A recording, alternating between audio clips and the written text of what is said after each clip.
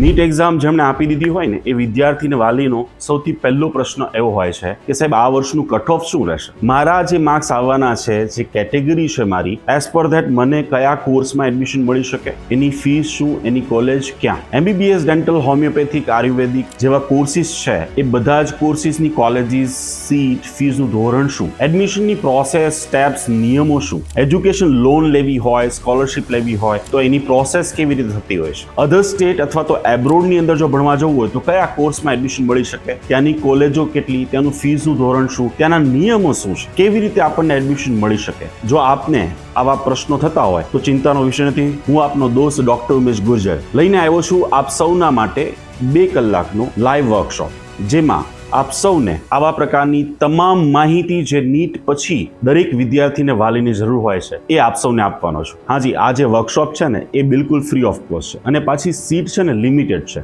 એટલે અત્યારે જ આ વિડીયો સાથે જે લિંક આપી છે ને એમાં જઈ અને રજીસ્ટ્રેશન કરાવો, અને રજીસ્ટ્રેશન કરાવ્યા પછી હું આપ સૌને કહીશ એન્ડ ઓફ ધ વર્કશોપ આપ સૌને મળશે 10 પ્રકારની અલગ અલગ બુક્સ ફ્રી ઓફ કોસ્ટ. મળીએ છીએ લાઈવ વર્કશોપમાં.